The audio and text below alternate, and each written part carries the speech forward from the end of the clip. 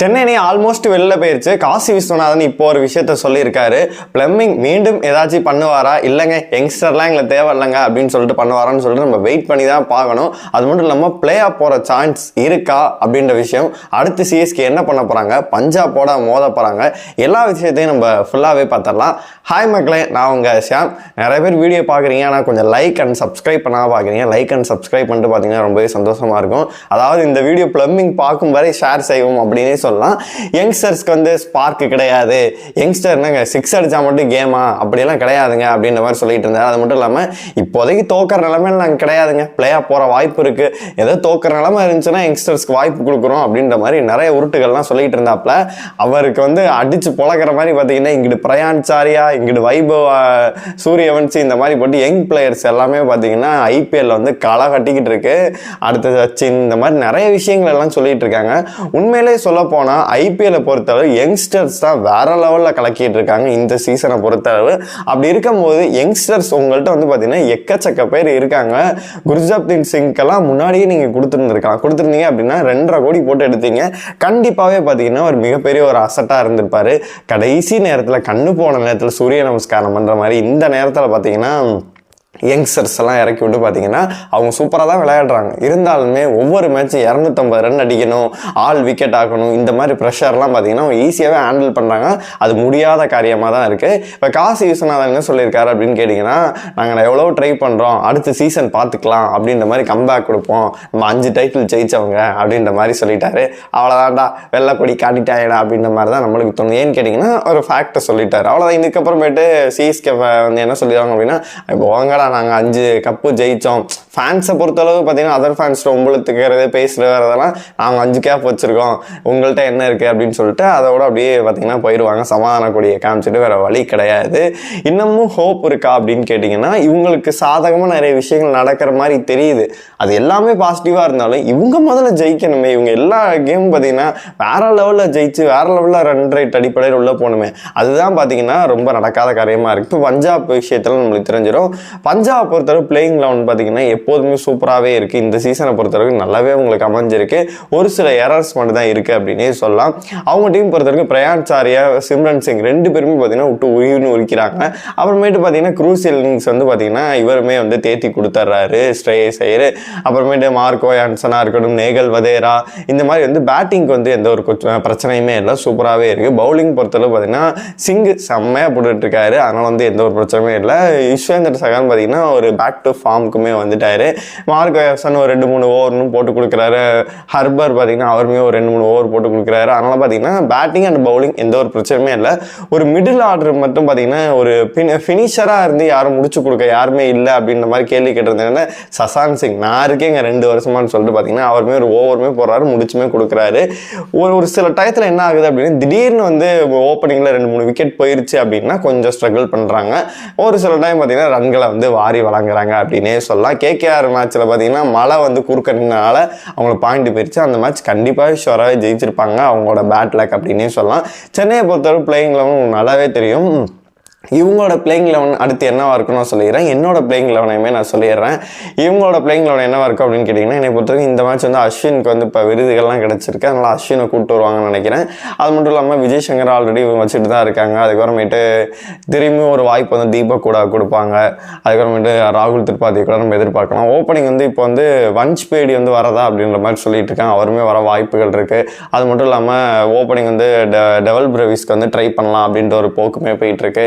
அதனால் அன்சுல் கம்போஸ் காம்பினேஷன்லாம் போவாங்க. திரும்பி பத்திரானா, நாதன் நெல்ஸ் இல்லாமல் பார்த்தீங்கன்னா நேத்தன் நெல்ஸ் எல்லாம் போகிறது பார்த்தீங்கன்னா இவங்களோட ஒரு இதாக இருக்கும். இவங்களோட பிளேயிங்களோட பொறுத்தவரை நம்ம கண்டே பிடிக்க முடியாது. திடீர்னு ஓப்பனிங் கூட ராகுல் திரிபாதி கூட வருவார். அதனால் வந்து அப்படி இருக்குது.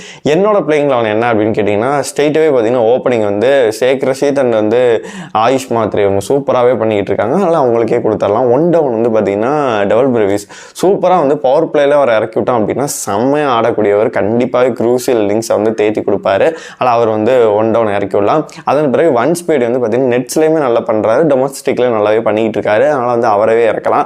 அதுக்கப்புறமேட்டு பார்த்தீங்கன்னா ஜேமி ஓட்டனை வந்து தேவையில்லாமல் தவறுகளாக யூஸ் பண்ணிகிட்டு இருக்கீங்க. இந்த இடத்துல வந்து பார்த்தீங்கன்னா பேட்டராக அவரை யூஸ் பண்ணீங்க அப்படின்னா கண்டிப்பாகவே ஒரு க்ரூசியல் இன்னிங்ஸை வந்து ஆடி கொடுப்பாரு. அதனால் அவர் இறக்கலாம். அதுக்கப்புறமேட்டு நீங்கள் ஸ்பின்னருக்கு இதுக்கெல்லாம் சிவம் துபே, ஜடேஜா நம்ம தலா அவர்களை வந்து கொண்டு வரலாம். அப்படி இருக்கும்போது பேட்டிங் வந்து கன்னாக இருக்கும். அப்படியே நம்ம பவுலிங் போனோம் அப்படின்னா பவர் பிளேயை பொறுத்தளவு கலீல் அகமதும் அன்சில் கம்போஸும் சூப்பராகவே போட்டு கொடுப்பாங்க. அவங்கள வந்து இது பண்ணிடலாம். அங்கேயே நம்ம 100 அகமதை கொண்டு வந்தோம் அப்படின்னா போட்டு கொடுப்பாரு. இல்லை அந்த இடத்துல ஸ்பின் ஓவரில் எடுக்கல அப்படின்னா அந்த இடத்துல வந்து நேத்தன் எல்ஸை கொண்டு வந்தீங்க அப்படின்னா ஒரு மேட்ச் வாய்ப்பு கொடுத்தாலும் செம்மையாக வந்து போட்டு கொடுத்தா வேறு லெவலில் வந்து பண்ணி கொடுப்பாரு. பத்திரானாவை ஸ்ட்ரைட்டாகவே நீங்கள் ட்ராப் பண்ணிட்டு பார்த்தீங்கன்னா அவர் வந்து 6 பால் போட சொன்னால் 12 பால் போட்டுக்கிட்டு இருக்காரு. அவருக்கு அந்த செட் ஆக மாட்டேது. SA20 பார்த்தீங்கன்னா அடி வாங்கிட்டு தான் வந்தார். அப்படி இருக்கும்போது அவருக்கு இன்னும் செட் ஆகலை. அவர் செட் ஆகிற வரைக்கும் நீ கொஞ்சம் இருப்பா அப்படின்னு சொல்லிட்டு இப்போ இது வரக்கூடிய மேட்ச் நேத்தன் எல்ஸை வந்து பார்த்தீங்கன்னா ட்ரை பண்ணிங்க அப்படின்னா இன்னுமே சூப்பராகவே இருக்கும். அதனால் வந்து அவரை ட்ரை பண்ணலாம். 3 பவுலர் ஆச்சா ஜடேஜாக்கு ஒரு 2-3 ஓவர் கொடுக்குறது, சிவம் துபைக்கு ஒரு 2-3 ஓவர் கொடுக்குறது, 100க்கு பார்த்தீங்கன்னா 4 ஓவர், இந்த மாதிரி பார்க்கும்போது ஓவர்ஸ் வந்து எக்கச்சக்கமாக கொடுக்குற ஆப்ஷன்ஸ் நிறையவே இருக்குது. டெவல் பிரேவ்ஸ்க்கு ஒரு ஓவர் கொடுக்குறது, இந்த மாதிரி வந்து ஓவர் கொடுத்து ஓட்டிடலாம். ரன்னையும் பார்த்தீங்கன்னா கட்டுப்படுத்திடலாம் அப்படின்னு சொல்லலாம். நேத்தன் எல்ஸ் வந்து பவர் பிளேயில் வந்து 1 ஓவர் கொடுக்கலாம். கிளைமேக்ஸில் வந்து 2-3 ஓவர் வச்சுக்கிட்டீங்க அப்படின்னா ரன்னுமே கட்டுப்படுத்துறதுக்கு வாய்ப்புகள் அதிகமாக இருக்குது. இதுதான் என்னோட பிளேயிங். உங்களோட பிளேயிங் லெவல் எல்லாத்தையுமே பார்த்தீங்கன்னா கமெண்ட் பாக்ஸில் சொல்லுங்கள். நிறைய பேர் வந்து கமெண்ட்ஸில் கேட்டுகிட்டே இருக்கீங்க, அதை வந்து மினி ஆக்ஷன் வீடியோ போடுங்க அப்படின்னு சொல்லிட்டு. மினி ஆக்ஷன் நம்ம கண்டிப்பாகவே சூப்பராக வீடியோ போட்டுடலாம். மினி ஆக்ஷனுக்கு முன்னாடி இவங்க என்னென்ன பண்ணணும் அப்படின்னு கேட்டிங்கன்னா அதாவது இந்த சீசன் ஆரம்பிக்கிறதுக்கு முன்னாடியே நிறைய பேர் அப்ரோச் பண்ணுவாங்க. இப்போ வந்து நீங்கள் எக்ஸாம்பிளுக்கு வந்து பார்த்தீங்கன்னா ஒரு 2-3 வருஷத்துக்கு முன்னாடி ஜிடி வந்து பார்த்தீங்கன்னா மும்பை ரிலீஸ் பண்ண ஜிடின்னு ஒரு டீமுக்கு வந்து ஹர்திக் பாண்டியா போயிட்டார். போனோன்னா அங்கே வந்து சூப்பராக பண்ணிட்டு இருந்தார். இல்லைப்பா நம்ம ஃபியூச்சரை நோக்கி யோசிக்கணும், டீமும் ரொம்ப டவுனாக இருக்குது, ஹர்திக் பாண்டியா வேணும்னு சொல்லிட்டு அந்த டீம்கிட்ட பேசி 15 கோடின்னு நினைக்கிறேன் போட்டு வாங்கிட்டு வந்து மும்பையில் வந்து கேப்டன் ஆகினாங்க. ஆனால் இந்த சீசன் எப்படி ஆச்சுன்னு தெரில, 10வது இடத்துல இருந்தாங்க. ஆனால் அந்த மாதிரி நடக்காமல் ஒரு நல்ல பிளேயர்ஸ் வந்து பார்த்தீங்கன்னா இவங்க வந்து இன்னொரு டீமில் பேசி வாங்கணும். அதே மாதிரி இந்த சீசன் ஆரம்பிக்கிறதுக்கு முன்னாடியே வந்து ரிஷப் பண்ணிட்ட பேசியிருக்காங்க. அவர் என்ன ஒரே கண்டிஷன் வச்சார் அப்படின்னா எனக்கு கேப்டன்சி வேணும் அப்படின்ற மாதிரி சொன்னாங்க. அதனால் சப்போஸ் அவர் வந்து வந்திருந்தார், இல்லைங்க நான் ஒரு பிளேயராக வரேன் அப்படின்னு சொல்லியிருந்தாரு அப்படின்னா கண்டிப்பாகவே ஒரு 2-3 பிளேயரை மட்டும் இவங்க வந்து பர்ஸில் அதாவது வச்சுக்கிட்டு ஆக்ஷனில் ஹெவியாக போயிருப்பாங்க. அந்த 2-3 பிளேயர் என்னை பொறுத்தவரை யாருன்னு தான் தெரியல. தலை ஒன்று ஜடேஜா ருத்துவை தவிர மற்ற எல்லாத்தையும் ரிலீஸ் பண்ணியிருப்பாங்க. அப்படி கூட நடந்திருக்கலாம் அப்படின்ற மாதிரி தோணுது. ஆனால் பண்ணாத வரைக்கும் நல்லது. ஏன்னா ரிஷப் பண்டோட ஃபார்ம் இப்போ எப்படி இருக்குது அப்படின்னு சொல்லிட்டு நம்மளுக்கு நல்லாவே தெரியும். ஆனால் மினி ஆக்ஷனுக்கு இவங்க என்ன பண்ணணும் அப்படின்னு கேட்டிங்கன்னா இப்போ சஞ்சு சாம்சன் வந்து ஏதோ பிரச்சனை அப்படின்ற மாதிரி சொல்லிட்டு இருக்காங்க. அவருமே ஏதோ பிரச்சனை வெளியில் போவார் அப்படின்ற மாதிரி சொல்கிறாங்க. எந்தளவு உண்மைன்னு தெரில. இப்போ ரிஷப் பண்ணிட்டு ஆல்மோஸ்ட் பார்த்தீங்கன்னா இன்னும் 2-3 மேட்ச் தோக்குறாரு அப்படின்னா அவர் ஓனர் என்ன பண்ணுவார்னு உங்களுக்கே தெரியும். தலை தோனி அவர்களை நீங்கள் ஆர்பிஎஸ்ல இருந்தப்ப நீங்கள் கேப்டன்சி வேணாம் நான் வந்து ஸ்மித்து கொடுக்குறேன்னு பண்ணவர்.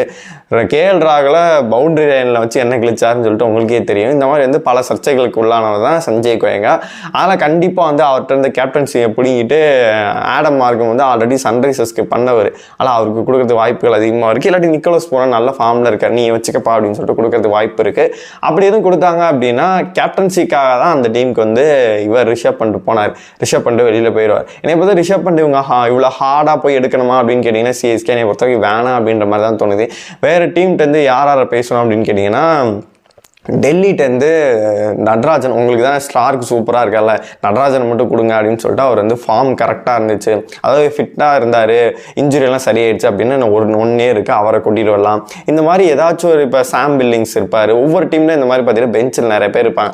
அவங்களெல்லாம் ரிலீஸ் பண்ணாங்க அப்படின்னா நம்ம டீம்லேருந்து அதுக்காக நிறைய பேர்த்த வந்து தியாகம் பண்ணதில் ரிலீஸ் பண்ணியே ஆகணும். அப்போ தான் வந்து பார்த்தீங்கன்னா நிறைய பிளேயர்ஸ் நம்ம இருக்க முடியும். என்னை பொறுத்தவரைக்கும் ஸ்டேட்டாகவே வந்து பார்த்தீங்கன்னா ராகுல் திரிபாதி, தீபக் கூட, ஜேமி ஓவர்டன், சாம் கரன், அப்புறமேட்டு பார்த்தீங்கன்னா அஸ்வின், இவங்க 5 பேரையும் வந்து ஸ்ட்ரெயிட்டாகவே ட்ராப் பண்ணலாம். இது இல்லாமல் இன்னும் நிறைய பேர் இருக்காங்க. ஏன்னா ஜடேஜா வந்து ஃபார்மில் இல்லை, அவர் 18 கோடி போட்டு ரீட்டைன் பண்ணியிருக்காங்க. என்னை பொறுத்த வரைக்கும் 39 இப்போ வேர்ல்டு கப்பெல்லாம் வரப்போகுது அப்படின்னா 37-38 வயசுக்கு மேலே அவருக்கு போயிடும். ஆனால் அவர் ரிட்டையரே ஆக போகிறார். எதுக்கு இந்த இடத்துல அவர் வந்து நம்ம இன்னொரு டீம் கன்ஃபார்ம் அப்படின்னு சொல்லிட்டு அவரை கூட வச்சுருப்பாங்க. தலைக்கு என்ன மரியாதை கொடுத்து வச்சுருந்தாங்களோ அவருமே மரியாதை கொடுத்து வச்சுருப்பாங்க. அதனால் அவரை மட்டும் ரிலீஸ் பண்ணாமல் இன்னுமே நிறைய பிளேயர் இருக்காங்க. உங்களுக்கு இது எனக்கு தெரிஞ்சது பார்த்தீங்கன்னா இந்த பிளேயர்லாம் ரிலீஸ் பண்ணிட்டு ஓரளவு அமௌண்ட்டை பர்ஸில் வச்சுக்கலாம். வச்சுட்டு பார்த்தீங்கன்னா நல்ல பிளேயர்ஸ் எல்லாம் அவங்க எடுக்கிறதுக்காக பார்க்கலாம். உங்களை பொறுத்த வரைக்கும் இவங்களெல்லாம் ரிலீஸ் பண்ணால் நல்லாயிருக்கும். இந்தந்த பிளேயர்லாம் வந்து பார்த்தீங்கன்னா இந்தந்த டீமில் வந்து பார்த்தீங்கன்னா நல்ல பிளேயர் ஆனால் வாய்ப்பு கிடைக்காம இருக்காங்க அப்படின்னு சொல்லி நான் தேடி ஒரு வீடியோ போடுறேன். உங்களை பொறுத்த வரைக்கும் யாராக இருப்படுது இந்தந்த பிளேயர்லாம் ரிலீஸ் பண்ணணும் அப்படின்னு நினைக்கிற பிளேயர்ஸ் எல்லாத்தையும் பார்த்தீங்கன்னா கமெண்ட் பாக்ஸில் சொல்லுங்கள்.